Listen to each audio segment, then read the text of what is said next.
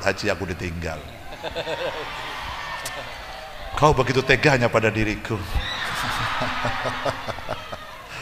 Alhamdulillah, nanti kita akan mendengarkan beliau tausiah, nasihat, sekaligus nanti kita akan mendapatkan doa dari beliau. Yang jelas kita sudah tahu setiap Kiai Haji Anwar Zaid memberikan tausiah dimanapun, bukan hanya ilmu yang kita dapatkan, tapi juga motivasi dalam hidup kita untuk menjadi hamba umat Nabi Muhammad yang lebih baik dan lebih baik lagi. Kita doakan selalu mugi-mugi beliau panjenenganipun yang mulia Al-Mukarram Kiai Haji Anwar Zaid, mugi-mugi selalu diparingi kesehatan zahiran wa batinan, diparingi kekuatan, diparingi kesabaran, keistiqomahan terus untuk membimbing kita, khususnya kepada Anzamaniyah. Mana? Angkat tangan Anzamaniyah, angkat tangan Anzamaniyah. Zahirmaniyah, angkat tangan Zahirmaniyah. Alhamdulillah, saya tetap pakai Zahirmaniyah. Zahirmaniyah dan Anzamaniyah itu selalu menjadi satu dimanapun. Kamu kok selalu gitu sih sama aku? Kemarin aku meninggalkanmu bukan karena aku nggak cinta sama kamu, tapi agar kamu tahu bagaimana rasanya rindu. Klik lonceng, subscribe itu gratis, itu gratis, itu gratis. Bismillahirrahmanirrahim. Alhamdulillahi rabbil alamin wa kafa, alladzi an'ama alaina wa hada, wassalatu wassalamu ala nabiyyil mustafa sayyidina wa maulana Muhammadin al-mujtaba wal muqtafa wa ala alihi wa ashabihi ahli sidqi wal wafa. Rabbana atina min ladunka rahmah wa hayyi' lana min amrina rasyada. Allahumma nawwir qulubana wa quluba dzurriyyatina wa quluba jama'atina binuril ma'rifah wa ilmil mukasyafah wal basyirah ya fattahu ya alim. Iftah qulubana wa qulubahum futuhal arifin. Amma ba'd. Ulama'ana al-ajilla wa masyayikhana al-a'izza, para alim ulama, bapak-bapak kiai, ibu-ibu nyai, para pengasuh pondok pesantren, para pimpinan majelis zikir, majelis ilmu, majelis sholawat, para sesepuh dan bini sepuh, semuanya yang kita ta'zimi, kita mohon restunya, kita mohon doanya. Nakhusu bidzikri, yang sama-sama kita cintai, kita hormati, kita banggakan, guru kita Komandan Zahirmaniyah, musuh bebuyutan saya, yang kemarin memang sengaja saya tinggal. Alhamdulillah saya dapat visa, beliau nggak dapat, agar beliau makin rindu sama Makkah, makin rindu sama Madinah, makin rindu sama Rasulullah Shallallahu Alaihi Wasallam. Fadilatil Habib Ali Zainal Abidin Asgaf yang ganteng luar dalam, mudah-mudahan beliau dikaruniai panjang umur, sehat wa'afiyah, kesabaran, kekuatan, keistiqomahan dalam membimbing umat untuk mencintai Nabi Muhammad Shallallahu Alaihi Wasallam.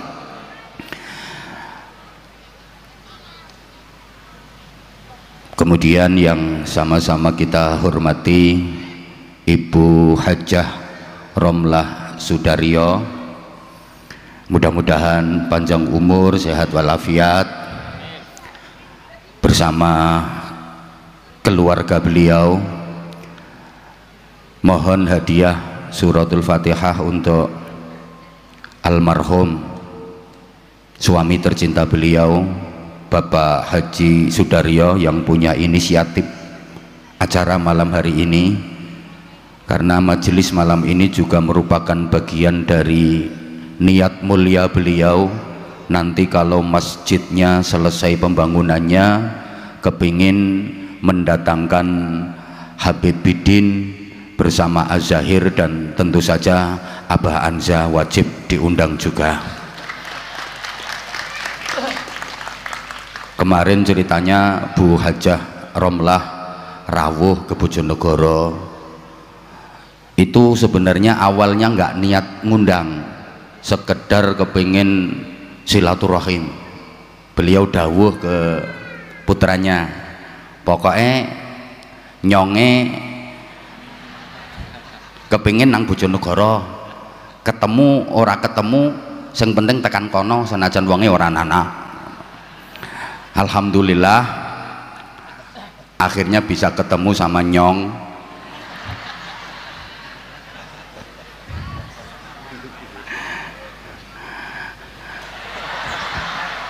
Dan Masya Allah, atas izin Allah Subhanahu wa Ta'ala, spontan beliau nyuwun jadwal ngaji pokoknya kudu bareng Habibidin Az-Zahir plus Akim kudu digowo, karena rupa-rupanya beliau juga ngefans sama Akim. Tepuk tangan untuk Akim.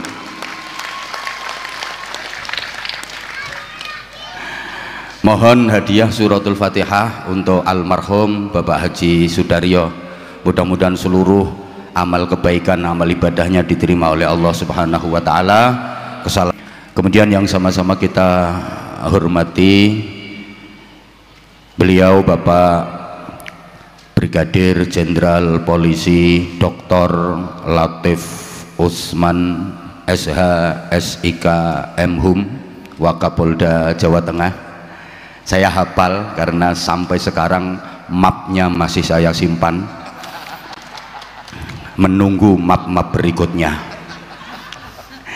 Saya akrab dengan beliau mulai dari Dirlantas Polda Jatim, kemudian geser ke Dirlantas Polda Metro, sampai alhamdulillah sekarang Wakapolda Jawa Tengah. Mudah-mudahan beliau makin sukses dalam karir, makin maslahah dan manfaat untuk keluarga dan masyarakat. Ibu Bupati Kebumen, Bu Hajah Lilis Suryani, ya nggak apa-apa, orang tadi beliau nyebut nama saya juga salah. Nah, ini tandanya saya belum pernah menerima amplop dari beliau, makanya saya nggak hafal namanya. Ibu, mohon maaf, Ibu Hajah Lilis Nuryani, boleh diralat, wong tadi juga Zainal Arifin. Lah ini bukti bahwa kami Abah Anza, Habibidin, Ibu Bupati masih manusia, bukan malaikat. Jadi kalau bupati itu ada kesalahan dikit-dikit ya wajar.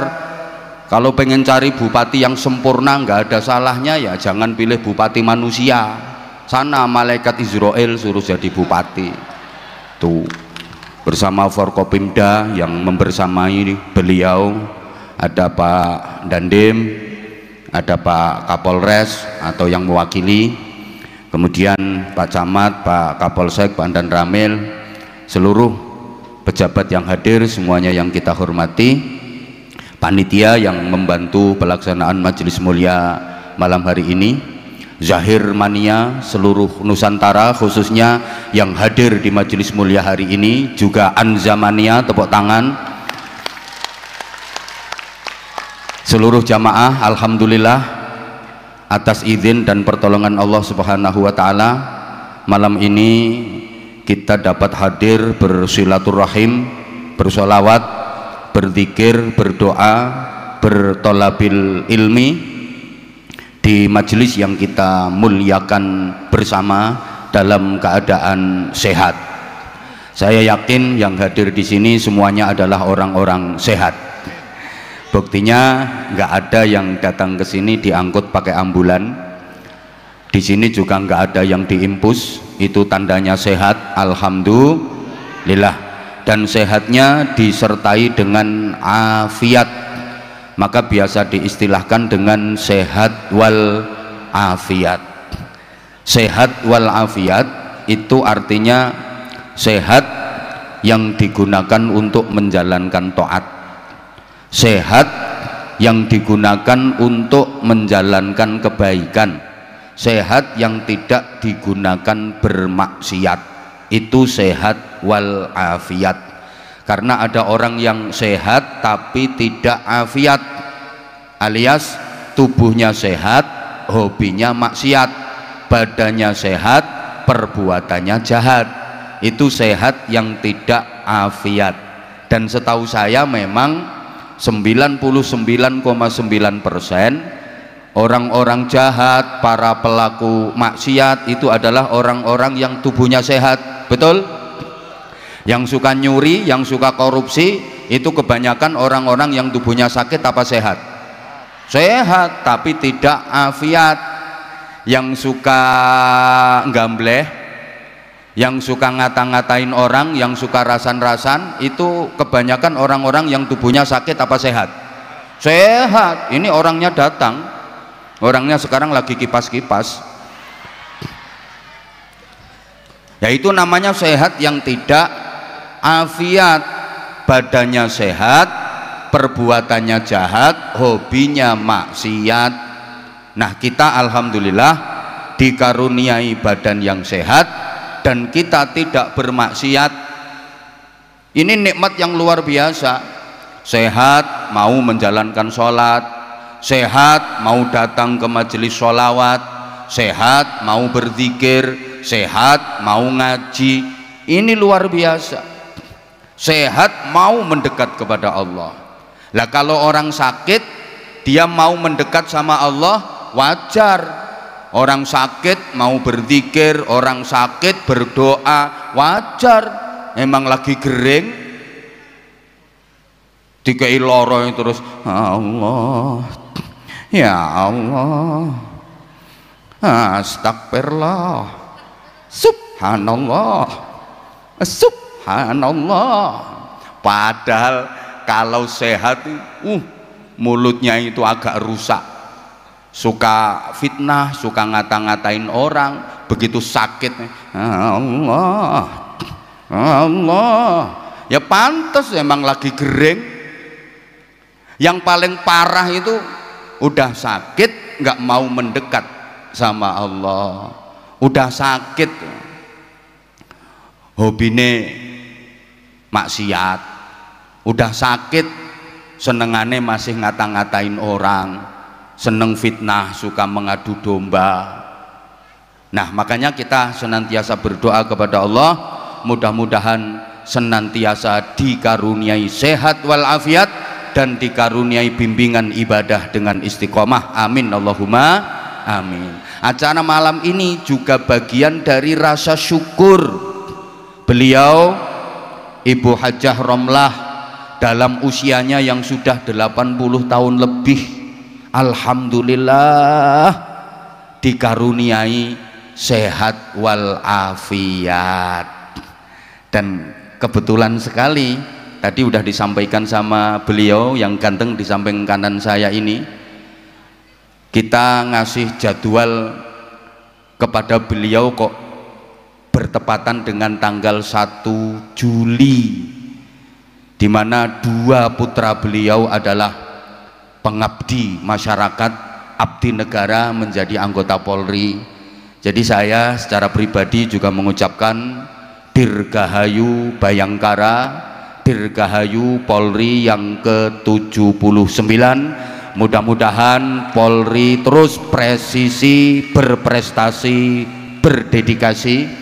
Mudah-mudahan ke depan Polri makin jaya, makin tangguh, makin profesional dalam menjaga keamanan, menjaga ketertiban, memberikan perlindungan, pengayoman dan pelayanan terbaik kepada masyarakat. Amin Allahumma amin. Bapak Ibu jamaah yang saya hormati rahimakumullah, karena malam ini acaranya syukuran, saya ingin mengingatkan kembali, apapun dan berapapun nikmat yang kita dapat dari Allah, wajib kita syukuri dengan cara syukur yang benar.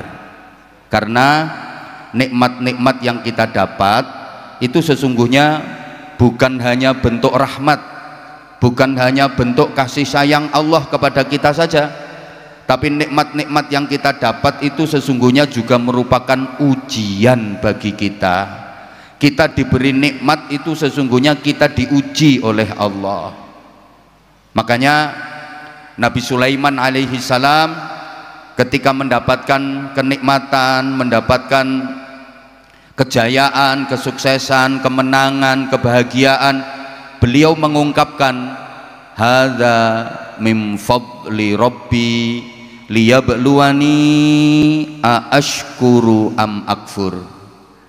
Nikmat-nikmat yang aku dapat ini adalah anugerah dan karunia dari Tuhanku, karunia dari Allah yang diberikan kepadaku sebagai ujian untuk menguji diriku, apakah dengan nikmat-nikmat ini aku menjadi orang yang syukur atau malah jadi orang yang kufur. Karena nikmat itu disyukuri atau dikufuri sama-sama berdampak. Apa dampaknya kalau nikmat itu disyukuri? La in syakartum la azidannakum.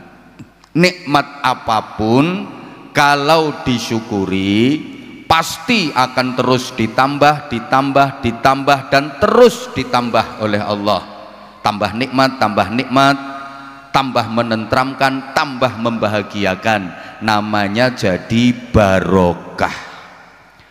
Wala in kafartum inna adzabi lasyadid. Nikmat apapun kalau dikufuri, awas, nikmat itu akan berubah menjadi siksa yang menyakitkan. Makin sengsara, makin menderita, makin sengsara, makin menderita, namanya jadi musibah. Allahumma sholli ala Muhammad. Jadi para jamaah, nikmat itu bisa menjadi barokah, tapi nikmat itu juga bisa berubah jadi musibah, tergantung bagaimana cara kita menyikapinya. Kita syukuri atau kita kufuri. Kalau kita syukuri jadi barokah, tapi kalau kita kufuri, awas, jadi musibah. Nuwun sewu, penjenengan selama ini kira-kira lebih banyak mana, syukur atau kufur? Bener, tolong dijawab yang kompak. Hidup jenengan selama ini kathah pundi, le nrimo karo le ngersula? Lebih banyak taat apa sambat? Halo, coba duwite jenengan menurut jenengan wis cukup napa tesih kurang? Kurang piro? Ngomong sing cetha. Nah, itu namanya syukur apa kufur? Maka jangan salahkan siapa-siapa kalau hidup kita nggak barokah. Salahkan diri kita sendiri kalau hidup kita nggak bahagia, karena kita kurang pandai bersyukur. Padahal saya yakin semua kita pengen hidupnya bahagia, betul? Nah, barokah itu yang bikin bahagia. Semua orang pengen bahagia. Siapa sih yang pengen menderita? Nggak ada. Semua pengen bahagia. Nah, barokah itu yang bikin bahagia. Kalau pengen barokah, kalau pengen bahagia, kuncinya syukur. Perbanyak rasa syukur. Insya Allah hidup kita akan barokah, hidup kita akan bahagia. Dan memang bahagia itu wajib. Kita hidup di dunia ini wajib bahagia. Susah itu nggak boleh. Allah menyatakan la takhaf wa la tahzan. Jadi kita hidup di dunia ini nggak boleh takut, nggak boleh cemas, nggak boleh susah. Apalagi susah soal rezeki, susah perkara donya, susah perkara duit, haram. Bapak Ibu dan seluruh jamaah, penjenengan misalnya khawatir besok ndak bisa makan, itu dosa besar. Kenapa? Penjenengan sama dengan menghina Allah, meremehkan Allah. Allah udah berjanji akan menjamin rezeki dari semua makhluknya. Allah itu menjamin rezeki seluruh makhluknya. Lah kok sampeyan takut besok ndak makan? Lah kok sampeyan khawatir besok makan apa? Dosa. Kayak penjenengan itu meremehkan Allah. Aku sesuk mangan nopo, nyong esuk madya ngopo. Dosa. Wong gajah ora sekolah yo mangan kok. Halo? Duh, apalagi sampean mau berpikir tentang itu cicak itu. Coba, cicak itu hidupnya nempel di dinding. Dia nggak bisa terbang karena memang nggak punya sayap. Padahal makanannya cicak itu binatang-binatang yang bisa terbang. Nyamuk, laron, kaper. Sementara cicaknya nggak punya sayap, nggak bisa terbang. Tapi ndak ada ceritanya cicak kena busung lapar. Nggak ono cicak kaliren. Kenapa? Ya karena cicak yakin nama Allah, nerimo, dia nggak pernah protes. Ya Allah, engkau pasti salah desain. Wong makananku itu binatang yang punya sayap, bisa terbang semua, aku kok nggak dikasih sayap? Ndak. Halo? Halo? Kita nggak boleh ragu soal rezeki. Makanya hidup ini nggak boleh takut, nggak boleh sedih, wajib bahagia. Saking wajibnya bahagia, setiap azan dikumandangkan itu ada seruan untuk bahagia. Hayya 'alal falah, ayo bahagia. Hayya 'alal falah, ayo bahagia. Ten mriki azane nggih tasih ndamel hayya 'alal falah napa diganti liyane? Masih nggih? Oh, mbok menawa apa-apa regane larang terus azane dirubah. Hayya 'alal falah itu kan ajakan, seruan, ayo bahagia. Gitu. Kenapa kita harus bahagia? Kita hidup ini disuruh jadi orang baik. Lah orang baik itu siapa? Nabi menyatakan khairun nas anfa'uhum linnas. Sebaik-baik manusia itu yang hidupnya bisa memberi manfaat kepada sesama. Apalagi idkhalus surur, membahagiakan, memasukkan kebahagiaan, membahagiakan saudara, membahagiakan padha wong mukmine. Oh, itu ibadah terbesar. Allahumma sholli ala Muhammad. Sebaik-baik manusia itu yang bisa memberi manfaat kepada sesama, membahagiakan sesama. Berarti orang baik itu orang yang bisa berbagi kebahagiaan. Padahal yang bisa berbagi kebahagiaan itu hanya orang yang hidupnya bahagia. Lah kalau hidupnya nggak bahagia, ya mana mungkin dia bisa berbagi kebahagiaan? Betul? Kayak gini loh, yang bisa berbagi duit itu ya hanya orang-orang yang punya duit. Lah nek wong-wong sing ora duit-duit kaya sing ndoprok-ndoprokno kono kuwi, ya ora iso bagi-bagi duit, isone malah arep-arep ndum-nduman. Kaya ngene iki mesti wis ana sing arep-arep. Engko abahan saiki bagi-bagi sarung karo duit ora ya. Aja kuwatir wong enek bupati kok. Halo? Jadi orang susah kuwi isone yo ming bagi-bagi kesusahan.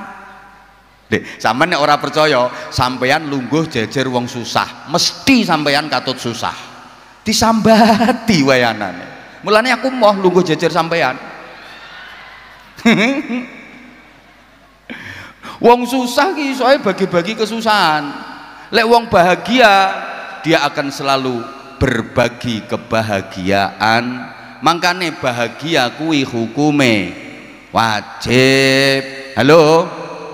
Nah, bahagia kuwi sampeyan ngerasake tentrem, sampeyan ngerasake nikmat. Makanya saya sering sampaikan, bahagia itu identik dengan nikmat. Cuma sampeyan jangan salah, nikmat itu ndak harus enak. Nikmat dengan enak itu beda. Halo? Iki dirungokke apa ora toh? Ndak, saya nggak lama-lama kok, sebentar saja. Saya sudah kangen banget bersolawat bareng dengan kekasihku sebelahku ini. Kangen saya. Ya udah lama, udah lumayan lama kita. Oke, saya kasih tahu ya. Nikmat dengan enak itu beda. Nikmat itu subjektif, enak itu objektif. Iki kaya kok ora mudeng ya dijak ngomongin iki. Izin, Ibu izin. Warga Kebumen ki terkenal ganteng-ganteng, ayu-ayu, tapi yo pinter-pinter. Oke, coba saya kasih tahu ya, saya kasih bukti kalau nikmat dengan enak itu beda.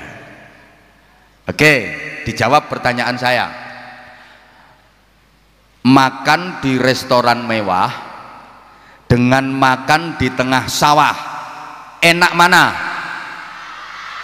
Jawabnya kompak sawah, soalnya potonganmu ora tau no restoran. Kok iso enak mangan yang tengah sawah gitu. Ya kalau bicara enak ya jelas lebih enak makan di restoran mewah, harganya aja lebih mahal, menunya spesial, lebih higienis, komplit. Lah sampean kok ngarani enak no tengah sawah, anjene sampean ora tau mlebu restoran.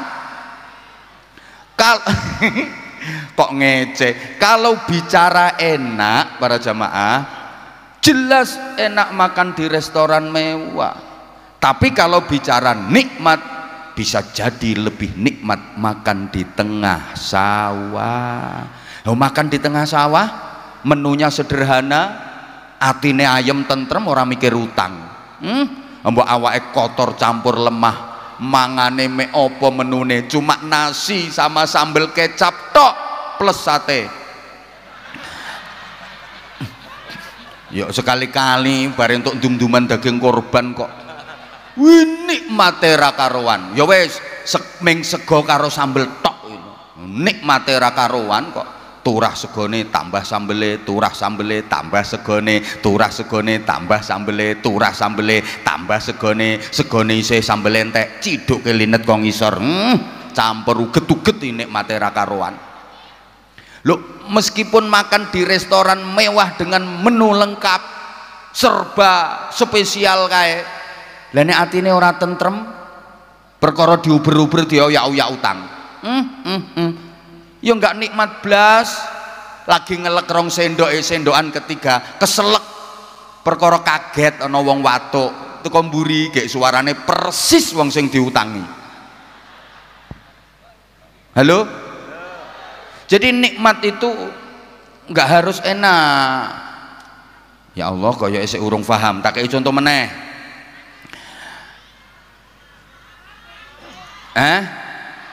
Ya wes, tidur di spring bed dengan tidur di pring kriat-kriat, enak mana?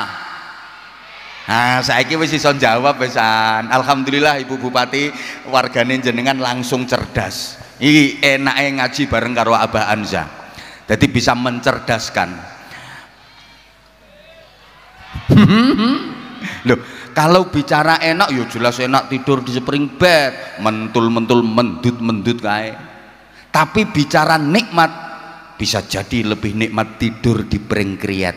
Memang tempat tidurnya pring kriet gegerik kecepet, paku nedeng serongat kecantol paku, gubrah geteh. Tapi begitu merem sek, ngimpine budal umroh.